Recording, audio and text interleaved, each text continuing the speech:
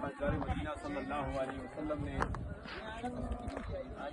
خطبہ دیا، گورے کو کالے پر اور کالے کو گورے پر، عربی کو اجمی پر اور اجمی کو عربی پر کوئی فوقیت نہیں۔ ان اکرمکم عند اللہ اتقاکم، تم میں بہتر وہ ہے جو صاحب تقوی ہے۔ سرکار ابن اقرار صلی اللہ علیہ وسلم نے پوری زندگی میں 5 عمرے کیے اور 1 حج کیا۔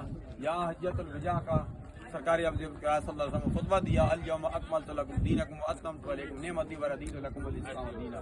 ہم پوری امت مسلمہ کے لیے دعا کرتے ہیں، میں اپنے لیے دعا کرتا ہوں اللہ تبارک و تعالی ہمارے گناہوں کو معاف فرمائے۔ جی میں ویکھا اپنے عملہ والے کچھ نہیں میرے پلے، یہ میں ویکھا تیری رحمت بلے تو بلے بلے بلے بلے۔ یا اللہ تیری بارگاہ میں ہم دعا کرتے ہیں، یا الہ اللہ پوری امت مسلمہ کی خیر فرما دے۔ جن جن بزرگوں نے، نوجوانوں نے، ماں بہنوں، بچوں نے ہمیں دعا کے لیے کہا ہے، یا اللہ ان کے حق میں بھی دعائیں قبول و منظور فرما، ابھی ان کی نیکی تمنا ہے وہ پوری فرما، آسانیاں مہربانیاں فرما۔